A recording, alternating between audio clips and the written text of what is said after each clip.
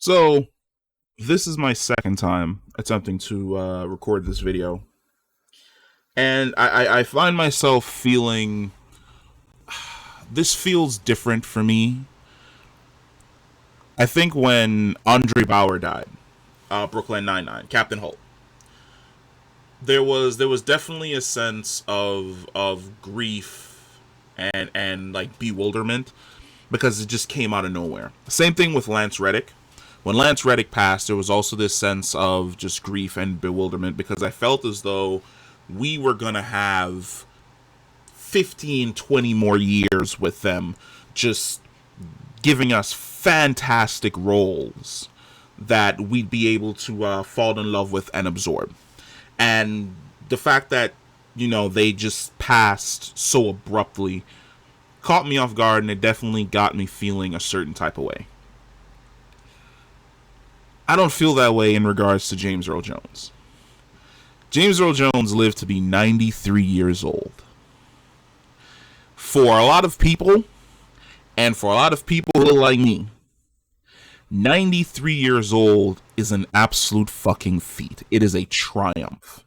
We are talking about a guy who was born in 1931, like 10 years before the outbreak and the resolution of World War II.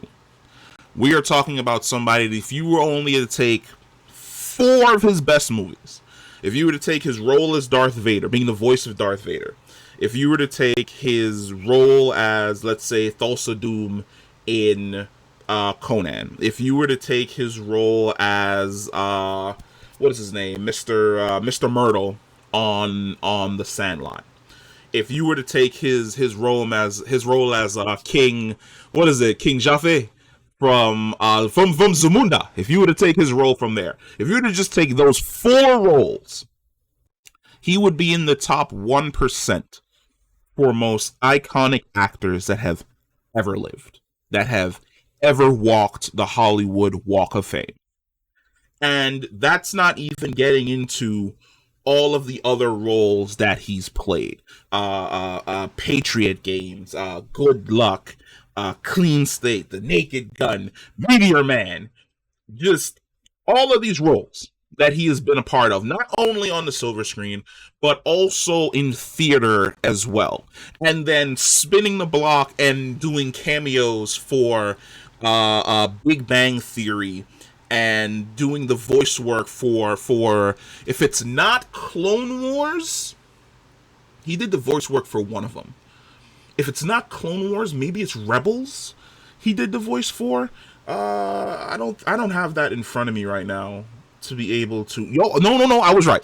It is Star Wars Rebels.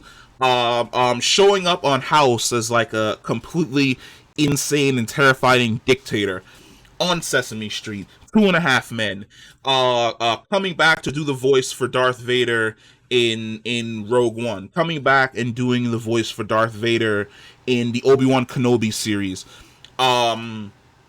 just constantly working, constantly being an icon, constantly loving the creative art that he decided to surround himself in.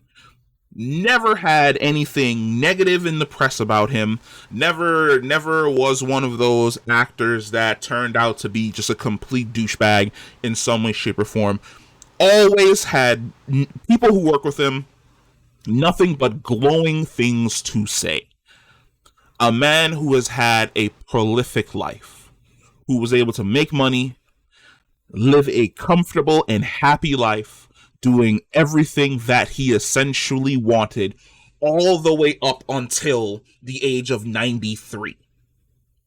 I feel as though in that moment, on a person's death, who has lived such a full life, you can give that person their flowers and tell them, I'll see you on our next journey. Because this journey that you've been on, this life that you've lived, all of the people whose lives that you've touched and who you have inspired, from the writers that were inspired to write stories today for Star Wars, because of Darth Vader, for the people who created fantastic comic book villains because of Thulsa Doom, for the people that were inspired watching him in theater who ended up being theater kids themselves, for the people who just basically sat down and you 100% enjoyed seeing him do just the most wildest out there cameos. Like, I feel as though, wasn't he the pops in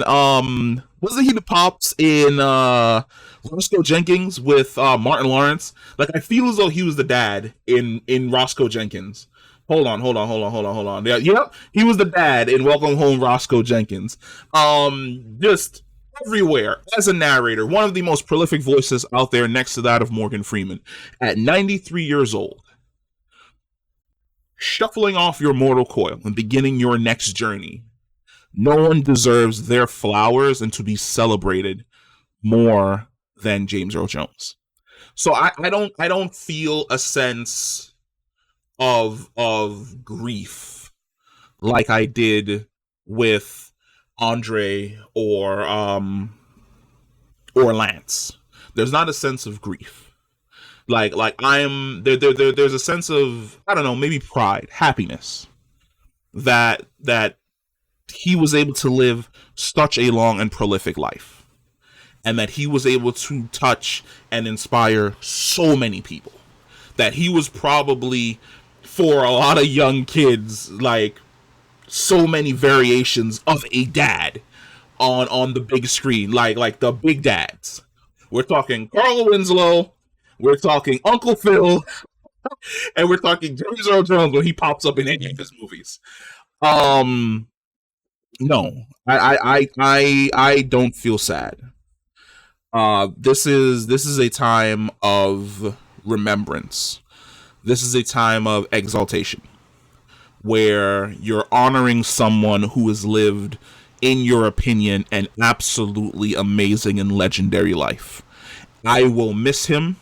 I will miss James Earl Jones. I'm telling you right now, if the gods are willing, and I make it far in my age, I will live to be 70 years old and be able to complain that in some way, shape, or form, Disney hired the shittiest James Earl Jones impressionist to play Darth Vader again in some type of movie 30 years from now.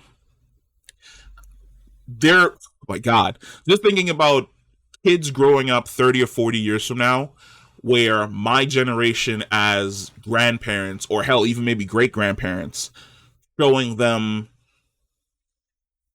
Lion King animated for the first time, them hearing James Earl Jones, showing them Fantasia, or maybe Robots, or showing them Sandlot, or showing them Rogue One, or showing them any of the Star Wars films that he's in as Darth Vader, and them hearing his voice, and that voice propagating through the ages.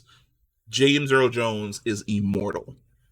He will live forever in cinema.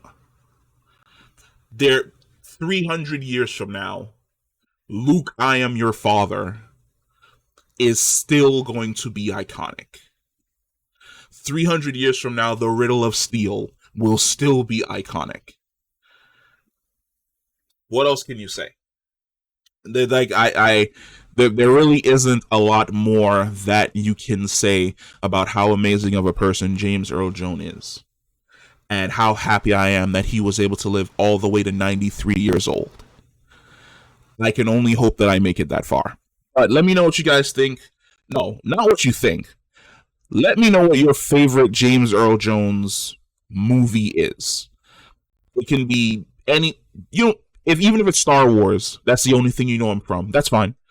If you know him from theater, what was your favorite play he was ever in? What was your favorite TV show he ever showed up in? Off the top of my head, I'm thinking about how I remember him being this happy dad in some film, and then watching House, and he's this brutal dictator from Africa who's like destroyed hundreds of people and genocided whole swaths of his country, and how it completely altered for a minute my brain chemistry of how I saw him, where you've only ever seen him as this larger than life person. Watching him be a villain completely threw me for a loop, and that's when I realized that he was truly a master of his fucking craft. Like, of course, yeah, Thulsa Doom, but Thulsa Doom was like way back. Conan was way back, and then but after Thulsa Doom, it was just like happy go luck neighbor, father figure, happy go luck uncle, father figure, happy go luck uncle, father figure. And of course, you had a little sprinkle of Darth Vader, but of course, he's only the voice. There was somebody else in the suit. But watching him, like, literally be, and I'm talking facial expressions, just somebody who you look in their face and you see nothing but hate. You're like, this guy is completely next level. From the jovial, super kind, super nice dude that loved chopping it up with people at not only cons but also in interviews when they were big fans of him. You can go back and you watch a bunch of those on YouTube. Like I said, a life to be celebrated. But let me know what your favorite James Earl Jones thing is. Comment down below, and I'll see you in the next video. Peace.